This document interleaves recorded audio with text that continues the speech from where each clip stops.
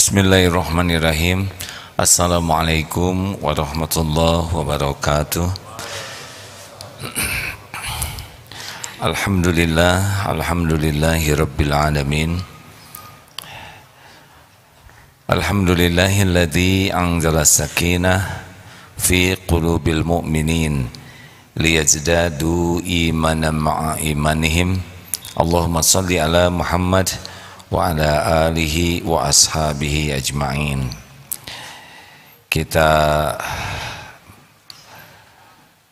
mengulas sedikit yang sebelumnya 104. Innama. Bismillahirrahmanirrahim. Kitab Al-Hikam nomor 104.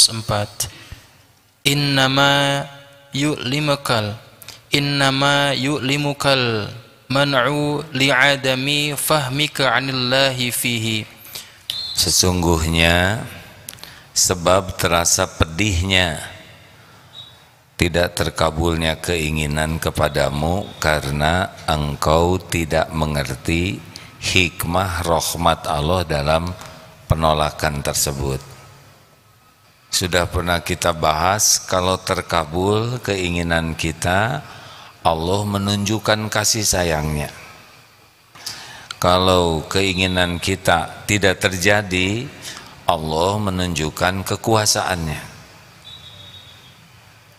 Karena sebetulnya keinginan kita terkabul itu lebih besar karena rahmat Allah saja. Kalaupun kita bisa ikhtiar, pasti ikhtiar juga dengan pertolongan Allah.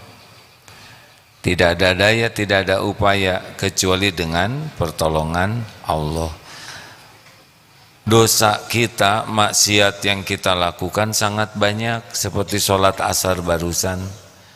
Lebih mengharapkan mana sholat asar barusan? Lebih mengharapkan terkabulnya doa atau diampuni Allah dari sholat kita barusan? Kita lebih mengharapkan ampunan Allah karena kita tidak khusyuk sholatnya. Seperti kita menghadap atasan lalu ngomong ngelantur, kelakuan ngelantur. Lebih banyak mana yang kita inginkan? Lebih ingin naik pangkat atau tidak dipecat? Jawab, tidak dipecat. Toh sholat kita kurang bagus, terus kita doa, terus Allah memberi, itu lebih besar karena rahmat Allahnya. Karena seperti kita kalau mau hitung-hitungan, apa yang bisa kita andalkan? Sholat kita jarang khusyuk, ibadah kita jarang benar, sedang dosa kita sangat banyak, setiap waktu bertambah. Nah, pada waktu Allah tidak mengabulkan yang kita inginkan, sebetulnya perih atau tidak perih, kecewa atau tidak kecewa, tergantung tingkat kita mengerti, memahami hikmah dari Allah. Jadi kalau kita sudah husnuzon kepada Allah, hilang itu kepedihan tuh. Kalau kita berbaik sangka kepada Allah, bahwa Allah berbuat pasti yang terbaik untuk kita, walaupun tidak sesuai dengan keinginan kita, maka pedih itu hilang. Jadi jelasnya pedih itu karena tidak mengerti lah kepada kebaikan Allah Subhanahu wa ta'ala di balik penolakannya. Masih ingat cerita tentang yang mau menikah batal? Ada dua pasang calon mempelai sudah siap menikah, tinggal akad, dua-duanya batal, tidak jadi dua pasang ini. Yang satu stres luar biasa, orang tuanya marah-marah, calonnya juga menderita, menangis, histeris, tapi yang satu lagi tidak stres, bahkan sujud syukur. Kenapa kejadiannya sama tapi beda? Tergantung sejauh mana meyakini bahwa takdir tidak jadinya ini merupakan karunia Allah. Tidak tahu, siapa tahu nikah terus teraniaya. Bukankah menjelang menikah istiqoroh? Kalau baik untuk dunia, baik untuk akhirat, untuk agama, baik akhirnya, maka mudahkan. Kalau tidak baik, jangan. Kenapa dibatalkannya sesudah menjelang nikah, tidak dari awal? Mungkin Allah akan memberikan pahala lebih, mungkin ada rezeki catering yang harus sampai dulu, ya sudahlah. Tapi gimana, sudah bayar ini bayar itu, ya sudahlah, perkara dunia itu kecil. Tidak boleh duniawi membuat sedih, jengkel, marah. Kalau sudah bukan rezekinya pasti akan pergi. Kalau masih bisa diurus, urus. Kalau tidak bisa dikembalikan, ya sudah, masih ada rezeki yang lain. Jadi orang-orang yang yakin Allah itu maha sempurna, maha baik, maha adil, maha bijaksana, walaupun tidak terjadi yang kita inginkan, tetap senang saja. Wallahu ya'lamu wa antum la ta'lamun. Allah maha tahu, kalian tidak tahu. Lengkapnya Al-Baqarah 216. A'udzubillahi minasyaitonirrajim. Wa asa an takrahu syai'aw wa huwa khairul lakum wa asa an tuhibbu syai'aw wa huwa syarrul lakum wallahu ya'lamu wa antum la ta'lamun. Boleh jadi engkau tidak suka padahal baik menurut Allah bagimu, dan sebaliknya boleh jadi engkau suka padahal buruk menurut ilmu Allah. Allah maha tahu, kalian tidak tahu. Makanya tidak penting keinginan kita tercapai tentang duniawi ini. Yang terpenting adalah apa yang terbaik menurut Allah. Karena yang baik menurut kita belum tentu baik menurut Allah Subhanahu wa taala. Itu kajian yang lalu. Sekarang 106. Bismillahirrahmanirrahim. Kitab Al-Hikam nomor 106. Ma'siyatun awrathat dhullan wa iftiqaran khairun min ta'atin awrathat 'izzan wa istikbaran. Ini terjemahnya begini. Tergelincir berbuat dosa lalu menimbulkan orangnya jadi tersungkur, jadi rendah diri di hadapan Allah dan menghibah rahmat Allah. Ini gara-gara dia tergelincir lalu menjadi tersungkur,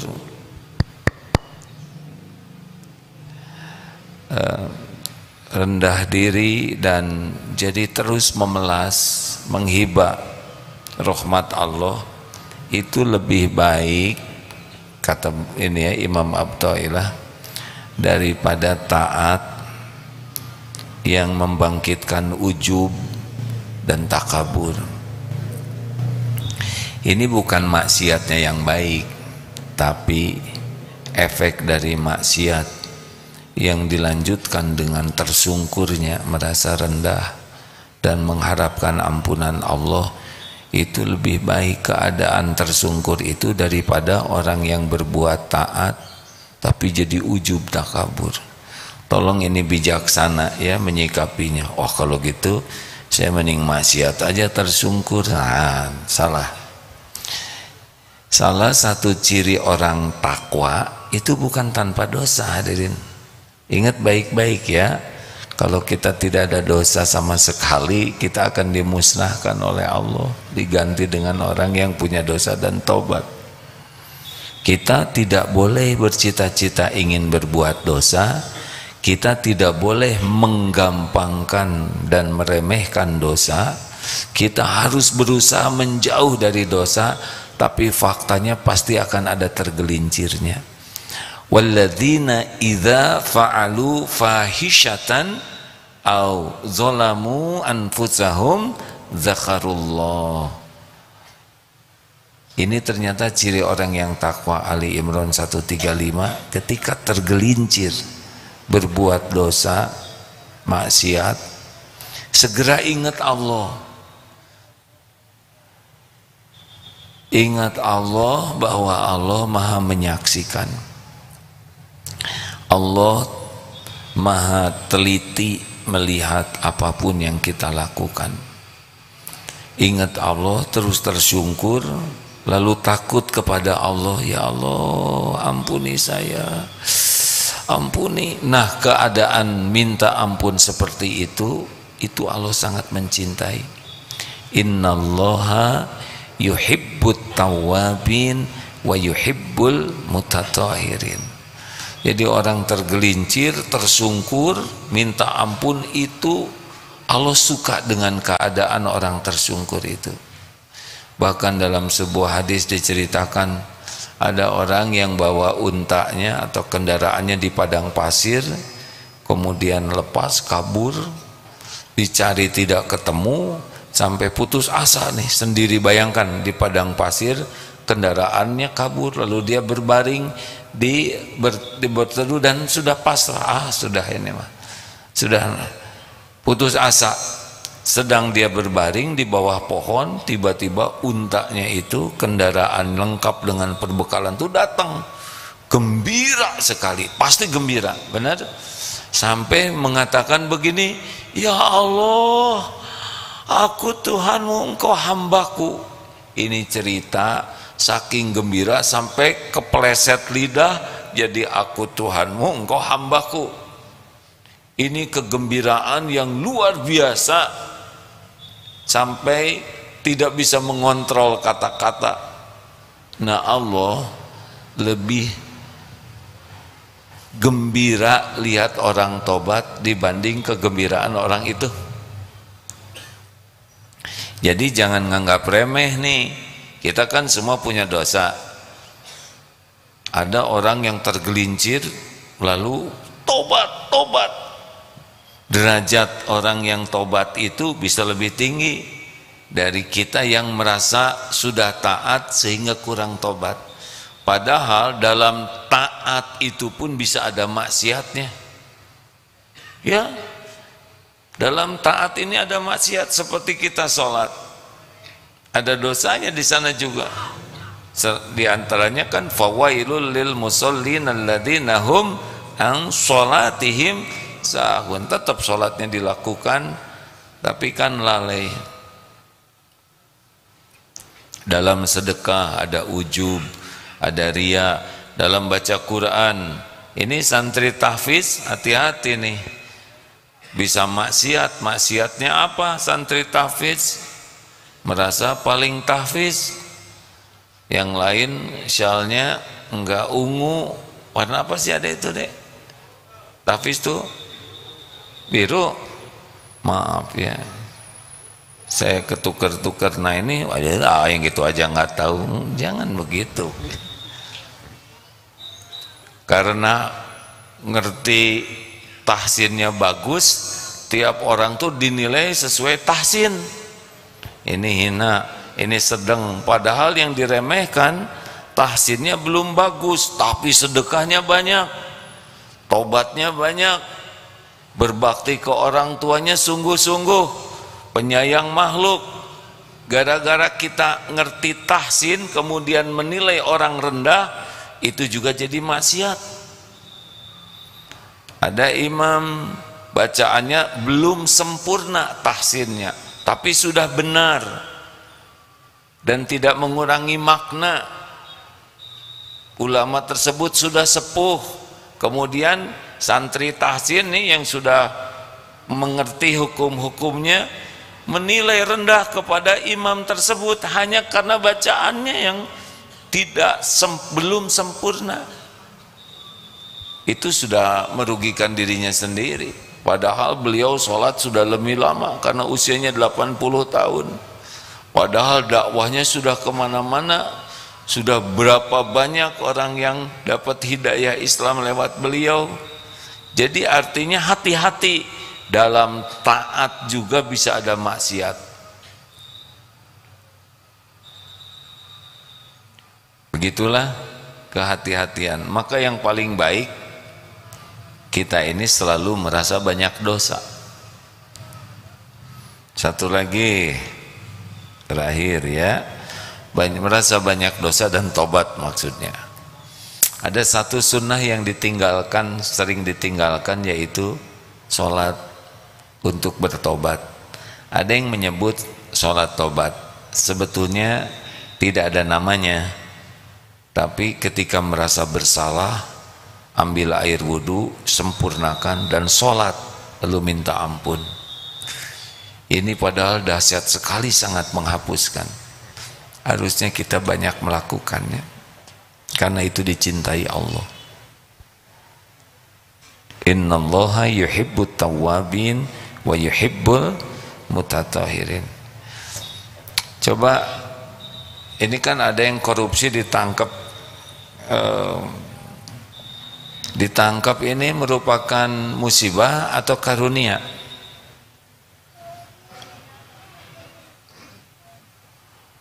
Ada yang jawab, alhamdulillah.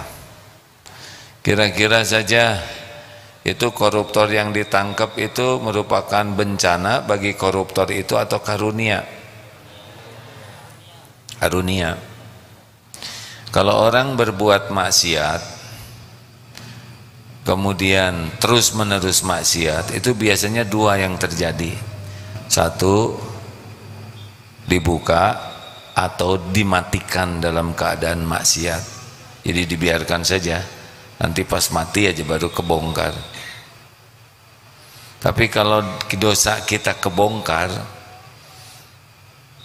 kita kan banyak aib nih, tapi kurang tobat, terus aib kita kebuka, sabar atau syukur? Bingung. Bagaimana kalau aib kita kebuka?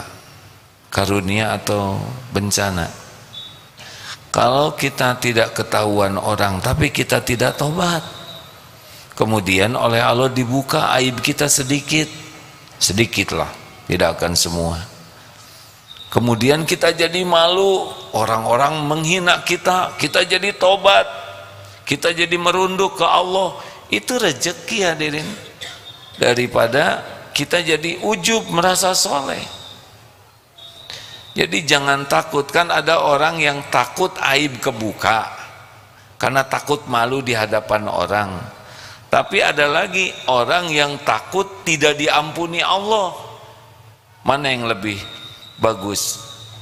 Takut aib kebuka karena takut dihina orang, atau takut tidak diampuni Allah? Kalau suatu saat misalkan aib kita ada yang kebuka, ya udah tobat saja. Tapi orang-orang menghina saya, meremehkan, tidak apa-apa, tidak bahaya. Kalau dengan dibuka kita jadi tobat dan dosanya jadi diampuni, apalah artinya penghinaan orang? Sakitnya kita dihina orang, malu dan tertekannya hati karena dihina orang, itu bagian dari penggugur dosa. Tidak bahaya kok dihina orang itu. Yang bahaya itu tidak diampuni Allah Subhanahu wa taala. Tapi kita minta ke Allah supaya ditutup. Di dalam doa Allah minta ditutup doa, Allahumma la tada'lana dzanban illa ghafarta. Ya Allah, jangan biarkan ada dosa kecuali Engkau ampuni. Wala hamman illa farrajta.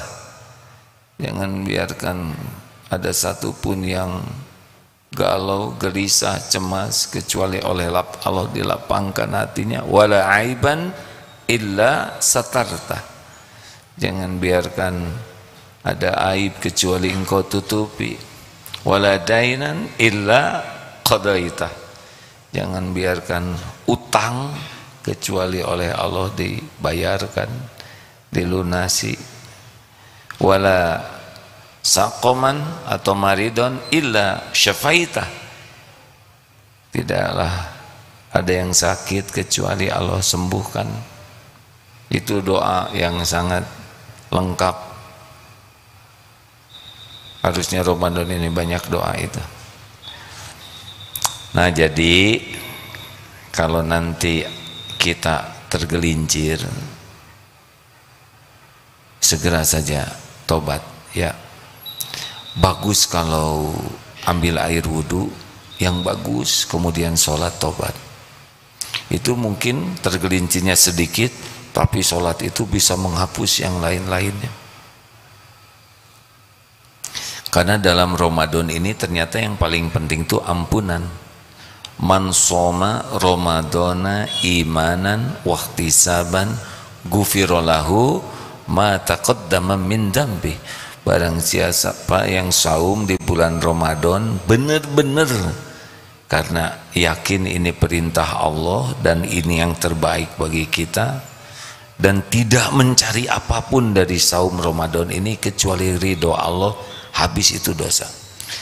Kenapa? Ternyata dosa, karena dosa yang membuat kita teraniaya. Coba doa Lailatul Qadar, Allahumma innaka afuwun tuhibbul afwa fa'fu anni. Ternyata puncaknya doa di Lailatul Qadar itu adalah minta dihapuskannya semua jejak-jejak dosa kita. Yang dapatkan ilmunya, Allahumma innaka afuwun, ya Allah sesungguhnya engkau maha pemaaf. Jadi al-afu itu adalah seperti jejak kaki di padang pasir dihembus oleh angin, tidak ada jejak sama sekali. Kalau ditutupi itu masih ada tapi tidak kelihatan. Tapi al-afu, doa Lailatul Qadar itu membuat tidak ada jejak. Kita terkenal sekarang ada jejak digital ya, gak bisa enggak saya juga punya jejak digital, ini ada jejaknya nih, walau diakalin. Tapi dengan doa Allahumma innaka afuwun itu tidak bisa, tapi ada oleh Allah nanti dibuat tidak kelihatan. Tidak hanya di dunia, sampai di akhirat nanti tidak ada jejaknya. Makanya orang yang dapat Lailatul Qadar itu benar-benar seperti pohon dicabut sampai ke akar-akarnya, tidak tersisa lagi.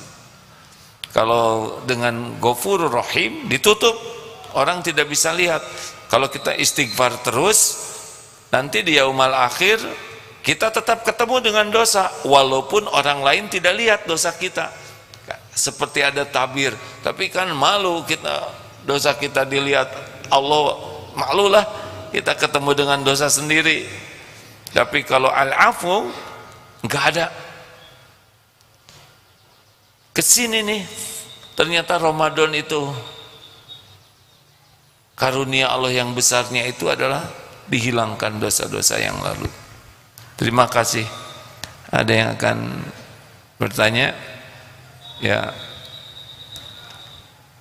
bisa dibantu? Bismillahirrahmanirrahim. Assalamualaikum warahmatullahi wabarakatuh. Terima kasih ya atas penjelasannya. Mohon bertanya, bagaimana seandainya ketika melakukan dosa dan maksiat kemudian bertaubat, setelah itu melakukan lagi, kemudian bertaubat melakukan lagi, nah apakah tidak apa-apa begitu? Tidak boleh. Maka tidak, saya tidak boleh mengatakan tidak apa-apa, tidak boleh. Maksiat tobat, maksiat tobat. Kita harus berusaha untuk tidak maksiat. Tapi kalau tergelincir lagi, tobat lagi. Karena setan tidak akan pernah berhenti untuk menggelincirkan kita. Yang penting bagian dari tobat itu adalah menyesal, minta ampun dan berhenti dari maksiat itu, dan tidak ada terpikir rencana untuk berbuat maksiat, toh tergelincir lagi. Nah, tapi sebab-sebabnya kita atasi tidak. Misal begini, kita punya HP, dan di HP itu peluang maksiatnya ada. Kita minta ampun, ya Allah saya mohon ampun mata berzina, melihat yang tidak halal, ampun ya Allah. Tapi tidak berusaha diblok atau tidak berusaha dihindari. Kalau YouTube ada yang ngaconya, misalkan iklannya kita pasangkan algoritma itu akan menunjukkan yang biasa kita lihat ya. Kita buat algoritmanya yang benar-benar banyak yang manfaatnya. YouTube, medsos itu udah qadarullah hadirin. Itu bikinan hakikatnya Allah juga yang menakdirkan kita ada di zaman ini. Dan itu seperti pisau bermata dua, kalau kita pakai yang baik banyak manfaat. Saya tidak bisa, saya senang juga membuka YouTube yang berisi ilmu yang bisa nambah iman. Nambah itu iman. Banyak ulama yang hanif, ulama yang terpelihara dari kesia-siaan kata-katanya bisa didapat di sana.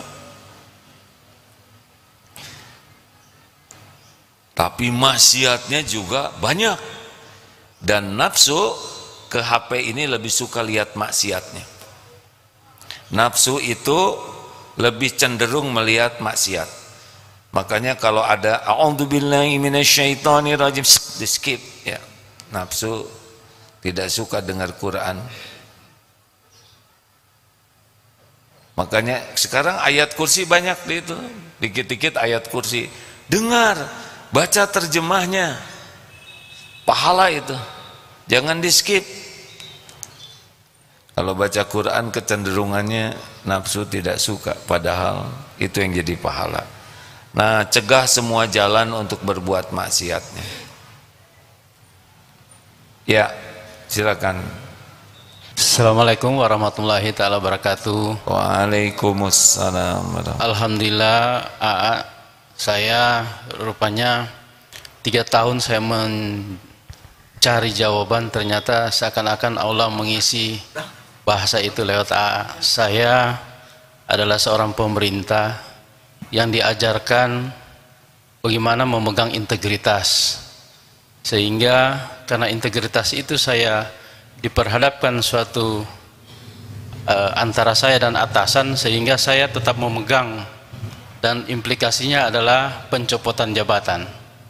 3 tahun saya mencari apa yang menjadi penyebab 2 variabel tadi, ternyata terjawab bahwa ketika hal itu dikabulkan, ternyata Allah telah menunjukkan kasih sayangnya, dan ketika hal itu tidak sesuai dengan keinginan kita, maka Allah Subhanahu wa Ta'ala telah menunjukkan kekuasaannya. Rasanya hati ini puas detik ini. Saya pernah menjadi bupati, beberapa jabatan di pemerintahan saya pegang, dan saya masuk tataran nasional untuk seleksi nasional, masuk di tataran 3 besar.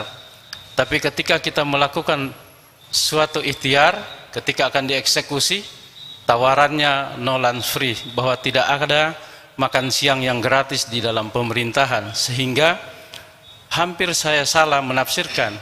Kemarin-kemarin saya menyatakan bahwa di dunia ini tidak ada tempat bagi orang yang jujur. Tapi ketika saya mendengar tausiah tadi ini, luar biasa. Saya senang dan makin tegar kehidupan ini. 3 tahun saya dinonjobkan, ternyata Allah Subhanahu wa Ta'ala memberikan jawaban.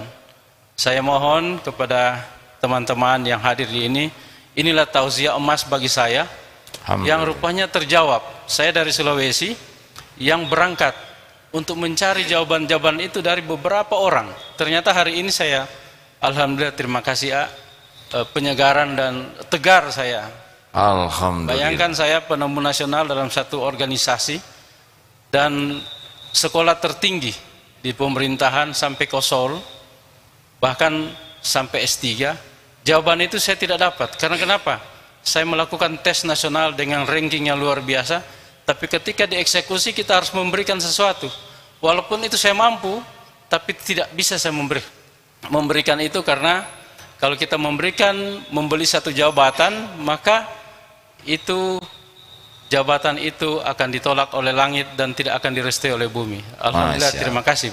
Assalamualaikum warahmatullahi wabarakatuh. Waalaikumsalam.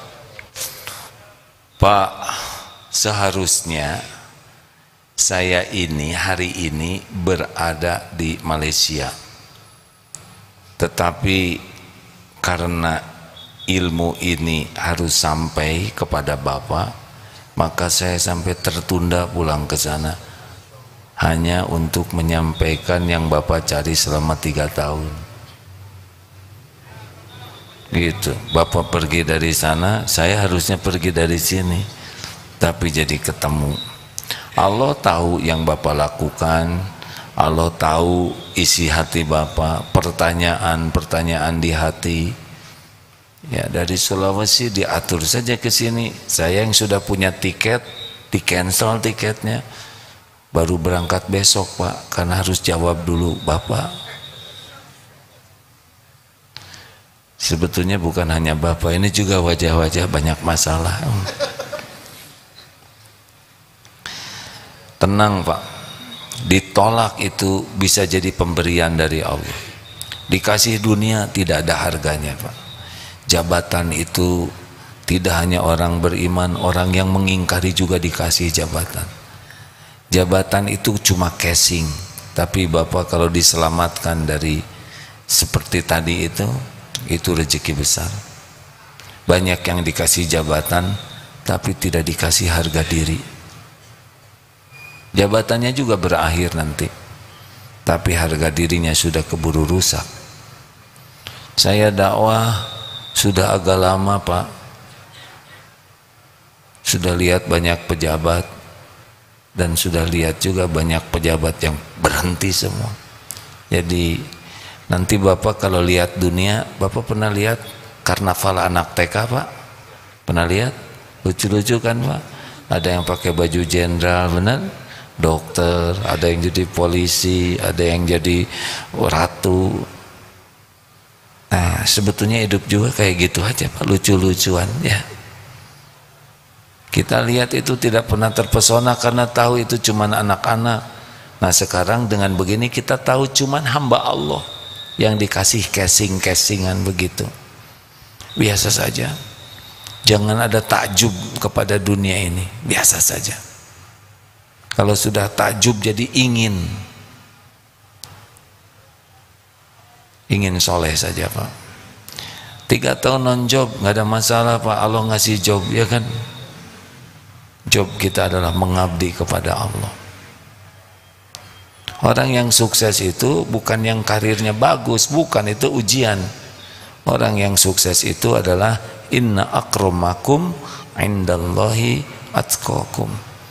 Orang yang paling mulia di antaramu di sisi Allah yang paling takwa. Siapa yang paling takwa? Yang paling yakin ke Allah dan paling banyak amal solehnya. Itu yang sukses tuh. Amanu wa amilu solihat. Bahagia itu milik orang takwa. Makin takwa, makin enak hidup ini. Enjoy life. Bahasa Al-Qur'annya hayatan thayyibah. Mau diapain aja bahagia, Pak. Diangkat syukur bahagia, diturunkan sabar bahagia, sehat syukur bahagia, dikasih penyakit oleh Allah sabar bahagia. Enggak ada kecuali bahagia semuanya karena yakin dan amal soleh. Terima kasih, Pak, karena Bapak harus menjawab Bapak, jadi saya kebagian di sini. Alhamdulillah. Ada lagi yang mau disampaikan, Pak? Lebih lega sekarang, Bapak? Hatinya lebih lega tidak, Pak? Alhamdulillah. Saya dari awal ingin ketemu AA sebenarnya, ingin berkonsultasi persoalan ini. Ternyata Allah Subhanahu wa Ta'ala menitipkan kata bahasa yang luar biasa yang melegakan lahir batin saya, ringan untuk berjalan. Bayangkan 3 tahun saya termasuk salah seorang yang berintegritas untuk membangun daerah saya, dianiaya oleh pimpinan sendiri hanya karena tidak mengikuti arahan kejahatannya. Itulah saya, padahal kalau saya bersatu sama beliau, saya akan mendapat sesuatu yang melebihi duniawinya, tapi sesudah itu ditangkap, Pak. Tangkap, ya. Itulah yang saya dapatkan dan alhamdulillah lega lahir batin saya. Terima kasih ya. Makasih, sama-sama Pak. Hidup ini memang harusnya lega terus. Jadi kalau ingin bahagia bukan berarti punya dunia. Bahagia itu bisa punya iman dan amal soleh, itu bahagia. Man amila sholihan min dzakarin aw untha wa huwa mu'min falanuhyiyannahu hayatan thayyibah. Barang siapa yang beramal soleh, baik laki-laki maupun perempuan, dan dia beriman kepada Allah, Allah benar-benar memberikan hayatan thayyibah. Dunia mah Pak, saking tidak ada harganya jabatan itu Pak, penjahat, kafirin, zolimin, munafikin dikasih Pak, tapi keyakinan tidak dikasih. Jangan iri, jangan merasa rugi tidak dapat jabatan, justru beruntung terselamatkan. Allahumma salli ala sayyidina Muhammadin wa ala alihi wa ashabihi ajma'in. Alhamdulillahi rabbil alamin. Ya Allah, wahai yang menatap, maha mendengar, maha dekat, wahai yang mengatur segala-galanya, yang menciptakan diri-diri kami, yang menggenggam diri kami setiap saat, wahai yang menguasai setiap takdir, Allahumma aftah lana hikmataka wansur alaina rahmataka ya dzal jalali wal ikram. Ya Allah, bukakan hikmah di balik setiap kejadian dan curahkan rahmat kepada kami ya Allah. Allahumma inna nas'aluka ridhoka wal jannah wa na'udzubika min sakhatika wan nar. Ya Allah, karuniakan kepada kami ridho-Mu. Allahumma inna nas'aluka imanan kamilan. Karuniakan kepada kami iman yang sempurna ya Allah. Wa yaqinan shadiqan, keyakinan yang benar. Wa qalban khashian, hati yang selalu khusyuk padamu. Wa lisanan zakiran, lisan yang selalu basah menyebut namamu. Wa amalan sholihan mutaqabbalan, dan amal yang Engkau terima. Allahumma inna nas'aluka taubatan nasuha wa taubatan qoblal maut wa rahmatan indal maut wa magfiratan ba'dal maut. Allahumma hawin alaina fi sakaratil maut. Allahumma inna nas'aluka husnal khatimah wa na'udzubika min su'il khatimah. Ya Allah, jadikan Ramadan ini benar-benar pembersih kami dari segala dosa dan aib. Cegahlah kami dari segala perbuatan maksiat. Sehalus apapun, jauhkan kami dari perbuatan dosa. Lindungi kami ya Allah dari siapapun yang hendak menzolimi kami. Allah ya Karim, Allahumma ati nufusana taqwaha wa zakiha anta khairu man zakaha anta waliyuha wa maulaha. Wahai Allah, anugerahkan kepada kami jiwa yang takwa. Sucikan jiwa kami ya Rabb. Engkau sebaik-baik yang kuasa mensucikan jiwa ini. Engkaulah yang menjaga dan melindungi, memeliharanya. Allahumma ighfir lana wa liwalidina warhamhum kama rabbawna shighara. Ampuni dan sayangi ibu bapa kami ya Allah. Rabbana hab lana min azwajina wa dhurriyyatina qurrata a'yun waj'alna lil muttaqina imama. Rabbana atina fid dunya hasanah wa fil akhirati hasanah wa qina adzabannar. Subhana rabbika rabbil izzati amma yasifun wa salamun alal mursalin walhamdulillah. Allahumma arhamna bil Qur'an waj'alhu lana imama wa nura wa huda wa rahmah. Allahumma zakkirna minhuma nasina wa 'allimna minhuma jahilna. Allahumma arzuqna tilawatahu anna al-laili wa atrafan nahar. Ya Allah, rahmati kami dengan Al-Qur'an-Mu ya Rabb. Jadikan Quran menjadi imam, menjadi petunjuk, menjadi cahaya bagi kami. Ingatkan kami ya Allah jikalau kami lupa. Ajari kami dengan Al-Qur'an-Mu jikalau kami jahil. Rizkikan kepada kami ya Allah untuk bisa tilawah Qur'an-Mu malam dan siang. Jadikan Quran menjadi hujah. Ya Allah, indahkan kami bizinatil Quran, dengan keindahan Al-Quran. Muliakan kami dengan kemuliaan Al-Quran. Angkat derajat kami dengan derajat Al-Quran. Masukkan kami ke surga-Mu dengan wasilah Al-Quran, dengan syafaat Quran. Dan lindungi kami dari bala dunia dan azab akhirat dengan kehormatan Quran. Taqabbal minna ya arhamar rahimin, innaka antas samiul alim. Mudah-mudahan kita diberikan akhlak seperti yang dicontohkan Rasulullah, akhlak Al-Quran. Subhanakallahumma bihamdik, asyhadu an la ilaha illa anta, astaghfiruka wa atubu ilaik. Assalamualaikum warahmatullahi wabarakatuh.